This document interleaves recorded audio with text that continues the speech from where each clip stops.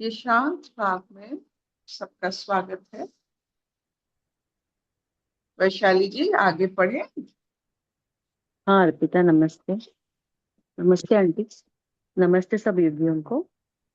हम लोग अष्टावक्र गीता पढ़ रहे हैं। इसमें आज तीसरा प्रकरण पढ़ेंगे। उसमें सूत्र पहला,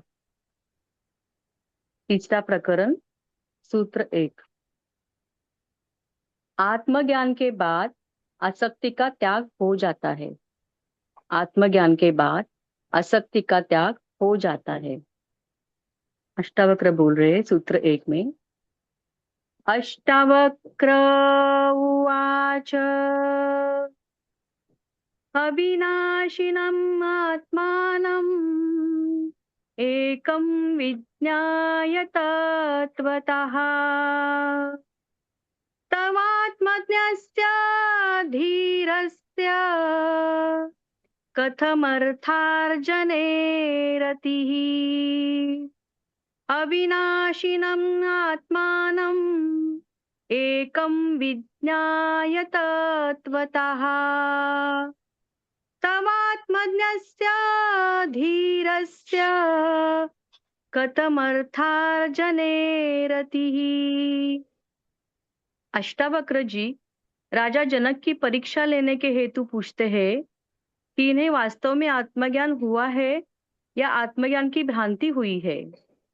ये प्रश्न करते हैं, आत्मा को तत्वतः एक और अविनाशी जानकर भी तुझ आत्मज्ञानी धीर को धन कमाने में आसक्ति क्यों है? अष्टावक्र जी राजा जनक की परीक्षा लेते हुए पूछते हैं कि इन्हें वास्तव में आत्मज्ञान हुआ है या आत्मज्ञान की भ्रांति हुई है। ये प्रश्न करते हैं, आत्मा को तत्वतः एक और अविनाशी जानकर भी तुझ आत्मज्ञानी धीर को धन कमाने में आसक्ति क्यों है? हरिओम।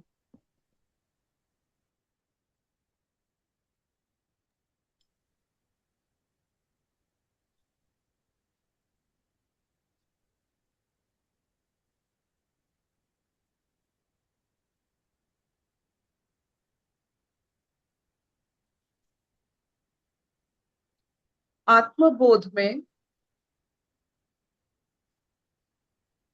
आप संसार की स्वामी बन जाते।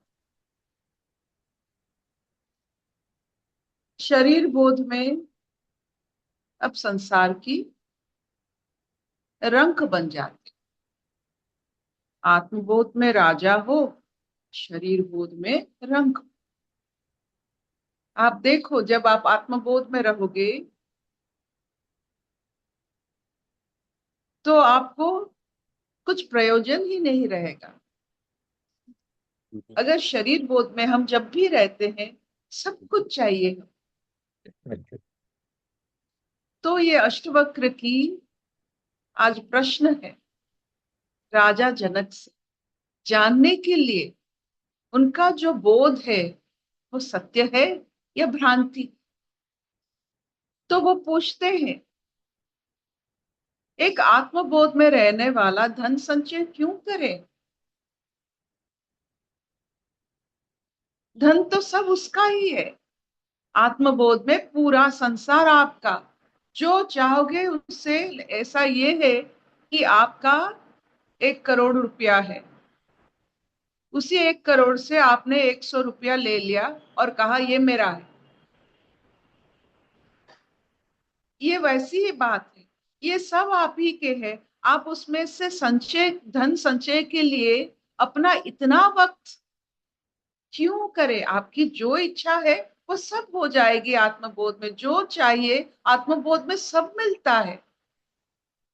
जैसे कहते हैं ना, बहुत सारे दुनिया ऐसे होते हैं कि आपको रहने खाने के लिए सब कुछ वहां फ्री होता है। यहाँ भी आत्मबोध में जो रहते हैं उनकी सब सब इच्छाएं पूर्ण हो जाती है। संचय, धन संचय करने की कोई गुंजाइश नहीं रहती है। देह बोध में ये संसार आपका नहीं होता है, मेरा तेरा हो जाता है। इसीलिए आप धन संचय की इच्छा रखते हो। लेकिन आत्मबोध में जब आप ही का सब कुछ है, तो उसको कैसे आप मतलब इसको कैसे संचय करोगे? आपका सब है, उसको संचय कैसे करोगे?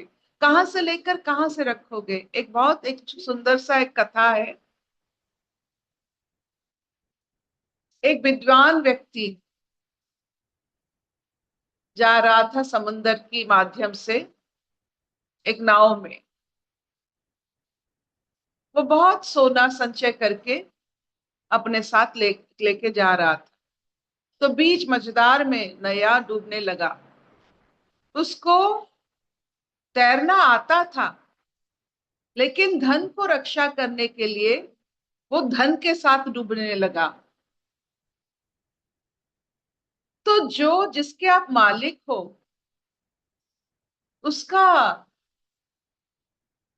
भिखारी क्यों बने? ये पूरा, जब आत्मबोध में आपका सब कुछ है, देव बोध में आकर उसको उसके साथ आसक्ति करके रति करके जो आप अपने ऊपर इतना बड़ा, क्या कहते हैं, एक व्हाट यू कॉल, एक परेशानी क्यों लाए हम अपने ऊपर? ये एक सोच जो है, अष्टवक्र जी ने जनक जी को पूछ कर जानना चाहते हैं कि वो किस बोध में अपने आप को, ये सारा जहां का, ये सब पूरा जो भी है, ये सिर्फ आप ही का, ये भूमि सिर्फ आपका नहीं, पृथ्वी सिर्फ नहीं, जहां विश्व ब्रह्मांड में जो भी है वो आपका है। आप जरूरत, आपका जरूरत जब होगा वो आपके साथ जुड़ जाता है। जो शरीर बोध में रहते हैं उसके साथ कुछ नहीं जुड़ता है। जो आत्म बोध में रहते हैं, जो चाहिए वहां मिलता है, फ्री, सब कुछ फ्री। अगर आप जो चाहते हैं आपको मिल जाता है, जान लीजिए आप आत्मबोध में रहते हो। अगर आप जहां है कुछ नहीं मिलता है, आपका शरीर बोध ज्यादा है। तो it is all about where you are, और उसी के हिसाब से आपको मिलता है जो कुछ वैभव, प्राचुर्य, आपकी इच्छा पूर्ति, इसी से होती। क्या इतना चलेगा? एक हाँ मामा। हम्म। राजा को रंग बनते हुए देखना एक बहुत बड़ी हंसी की बात होती है। एवरीवन स्माइल्स जब भी आप देखोगे। मैंने बार बार ये कहा था, एक कथा है जो मुझे बहुत पसंद है और बार बार मैं सोचती हूँ। कभी कभी बचपन में जब 100 रुपया माँ दे देती थी तो लगता था मैं दुनिया का सबसे बड़ा, एकदम जैसे बादशाह तो नहीं, सम्राट हूँ। मैं कुछ भी कर सकती हूँ, और कुछ भी करना मतलब अपने सही सखी सहेलियों के साथ उनको खाना खिलाना। और अपनी जो अहंकार है, हम खाना खिला रहे हैं, हमारे वजह से कुछ पार्टी हो रही, ये अच्छा लगता। तो ऐसे ही एक दिन ये ऐसा हुआ कि एक रास्ते में एक मेंढक रहता था। और जब एक हाथी उस रास्ते पे जा रहा था, हर दिन एक समय में एक हाथी जाता था और मेंढक अपने बिल में घुस जाता था। उसको एक ये भाव बहुत सताता था कि मेरे, ये तो रास्ता सबके लिए है, हाथी की वजह से मुझे रास्ता छोड़ना पड़ता है। तो एक दिन क्या हुआ ना, एक चमचमाती एक सिक्का उसको देखने, मेंढक को दिखा। तो वो सिक्का को देखा, लगा वो एक ऐसी चीज है जो बहुत ही बड़ी नायाब चीज है। तो उन्होंने क्या, उससे वो क्या किया ना, वो सिक्का को लेकर खेलने लगा, अपने बिल में डालने लगा। और उसमें मनोबल इतना हो गया, आत्मबल इतना हो गया कि जब हाथी आया तो वो पीछे की, वो हाथी की पैर में वो एक, क्या कहते हैं, अपने पैर से एक लात मार दिया और उसको बहुत अच्छा लगा। ये जो शरीर बोध में आप जितने संचय आप करते हो, इसमें आपकी अहंकार बढ़ती। ये जो अहंकार जो बढ़ती है, आपकी चर्म चक्षु को बहुत ही, बहुत ही, जो कहते हैं, दृष्टिकोण आपकी बहुत संकीर्ण कर देती। और संकीर्ण दृष्टिकोण से आप खुद मर जाओ, आपको दिखाई नहीं देगा चारों तरफ, तो आप खुद मर जाओगे। तो आज का जो विषय है, ये सोचने का विषय है, जो आत्मबोध में रहेंगे वो सब राजा बन के रहेंगे, जो शरीर बोध में रहेंगे वो सब रंग बन।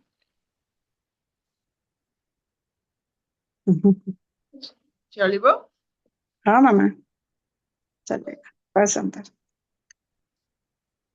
अशतो मा सद्गमय तमसो मा ज्योतिर्गमय मृत्युर्मा अमृतंगमय। सर्वे सुखिनः सन्तु सर्वे सन्तु निरामया सर्वे भद्राणि पश्यन्तु मा कश्चित् दुःखभाग् भवेत्। ओम शांति शांति शांति।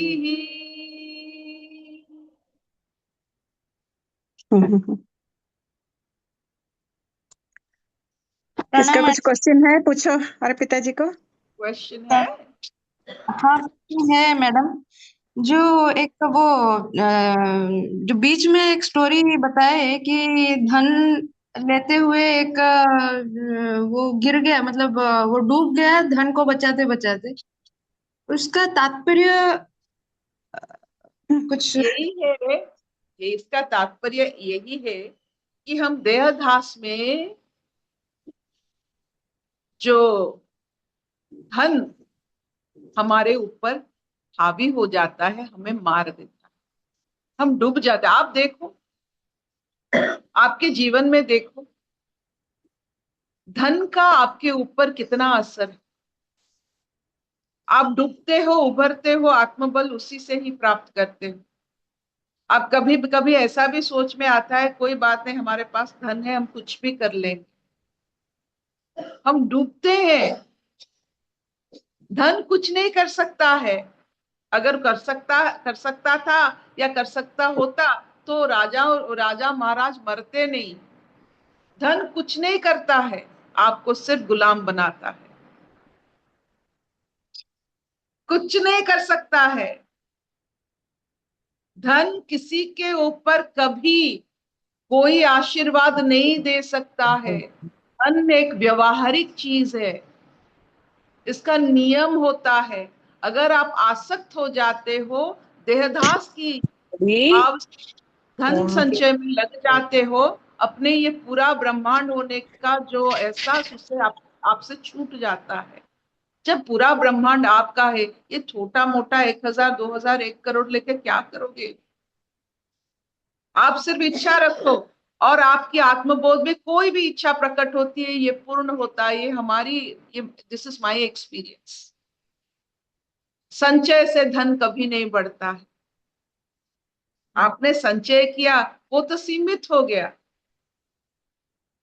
ये पूरा धन जब आपका है, आप क्या संचय करोगे? आप सिर्फ इच्छा रखो, वो सब आपका पूर्ति होता है। आत्मबोध में रहने वालों की इच्छा ही तो नहीं होती। अगर हो जाती तो पूरा कायनात उसको एक रूप देने के लिए लग जाती।